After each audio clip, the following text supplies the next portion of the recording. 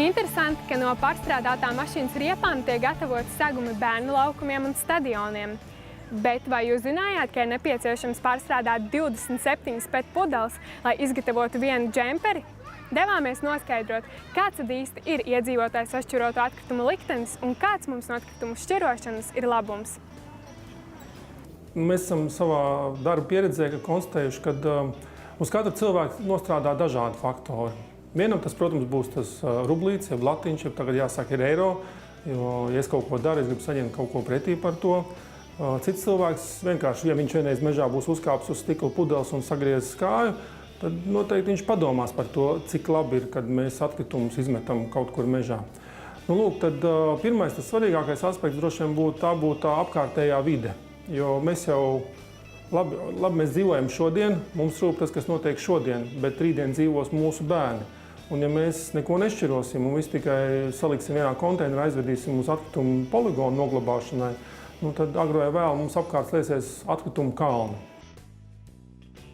Ja jūs par parastu atkritumu izvešanu maksājat 6 eiro par konteineru, tad, piemēram, par šķirotiem atkritumiem, tad jums būtu jāmaksā kaut kur 3 eiro. Tātad kaut neliels, bet tomēr ieguvums ir.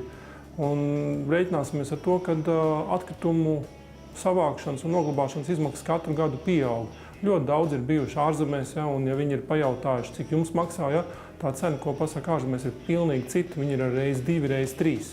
Tā kā šis finansiālais ieguvums, ja nebūs šodien, tad viņš noteikti būs rītdien tiem, kas šķiros.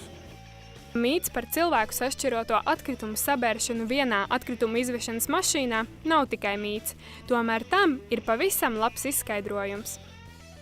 Sabēršana kopā ar atkritumiem var notikt tādīs gadījumos, ja, piemēram, cilvēki ir godprātīgie cilvēki, kas šķiro, un tad atnāk kāds, kurš vispār neko nezina par šķirošanu, viņam viss ir vienalga. Un tad viņš paņem parastajā konteinerā, iemet iekšā pa virsmu to savu parasto atkritumu maisu. Viens iemet, otrs, trešais. Un ir tā, kad atbrauc šofers, viņš var vaļā un skatās, kāds ir to atkritumu piemaisījums. Un viņiem ir noteikts, ja tie ir 5, 10, 15, 20%, tur atkarībā no tā, kāda pilsēta, kāda kārtība, tad, diemžēl, viņi ber kopā ar parastiem sadzīves atkritumiem un ved uz poligonu, jo mēs nevaram likt cilvēkiem, kas stāv pie šķirošanas līnijas, vienkārši akāties pa citu mēsliem. Tas darbs ir parādījis to, ka ir iespējams dzeltenā un zilā konteineru satura, respektīvi papīru un plasmasu.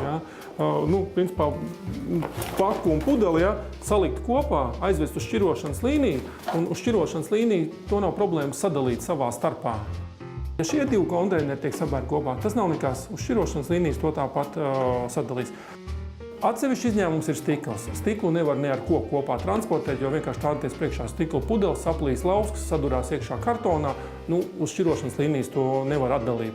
Atkritumu šķirošana tiek atkārtota, jo cilvēki vēl līdz galam nav izpratuši, kas ir pārstrādājams, kas nē.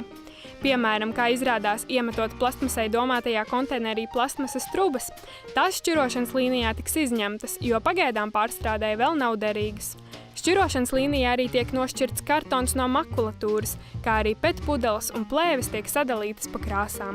Tātad materiāli, kas ir savest iekšā, viņš tiek padots uz pirmo konvejeru, kurš aiziet tālāk un varētu redzēt šajā budiņā ir 4 nodalījumi.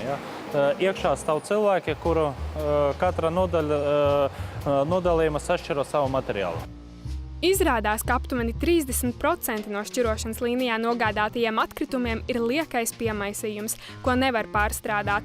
Tāpēc šeit strādā 2 maiņas ar 8 cilvēku šķirotāju komandu, kas prot atšķirt derīgos atkritumus no nederīgajiem. Par to, cik mēs varam, mēs pieaicinājam arī bērnus, lai viņi redz, kas te notiek, kā ir tā pārstrāde, un faktiski viņi apgūt tas pamatas, kuras materiāls var mest iekšā, kur nevar mest iekšā. Par šito pirmo pusgadu mēs esam nodevuši pārstrādē 600 tonnas pāršķirota materiālu. Lai vairāk uzzinātu par sašķiroto atkritumu pārstrādes procesu, devāmies uz uzņēmumu Nordic Plast, kurā tiek pārstrādāti polimēri un kas ir viens no vadošajiem otrreizējo izejvielu pārstrādes uzņēmumiem Baltijā. Mēs cenšamies pie sevis iepirkt un pārstrādāt faktiski visu Latvijā radušos apjomu, cik tas ir mūsu iespēja robežās. Pārstrādes rūpnīcā atkritumi tiek vēlreiz pāršķiroti, kas ir apmācītu cilvēku roku darbs. Dace paskaidro, ka atkārtota šķirošana nenotiek šķirošanas līnijas kļūdu vai paviršības dēļ, bet gan tāpēc, ka ir daži specifiski produkti, kurus vizuāli spēj atpazīt tikai tam sagatavoti speciālisti. Starp citu, uzņēmums Nordic Plast nemitīgi attīstās un, kāpinot ražošanas jaudu, meklē jaunus strādāt gribētājus. Ja tās ir cietās plasmasas granulas, tad tur nedrīkst būt, pieņemsim, polipropilēna piejaukums. Tā kā tur ir dažādi tie izēvielas veidi, un viņi nedrīkst sajaukties savā starpā. Galvenokārt viss, ko mēs izšķirojam ārā, ir derīgs jau kaut kādā citā no frakcijām. Sašķiroto polimēru, piemēram, plēves vai bigbag maisu pārstrādes rezultātā tiek izgatavotas granulas, no kurām tālāk attiecīgi tiek ražoti dažādi produkti. Piemēram, jauna plēve, dažādi celtniecības materiāli, caurules, pat atkritumu konteineri. Jāatzīmē, ka pārstrādes procesā iegūtās granulas neizmanto pārtikas produktu iepakojumu ražošanā.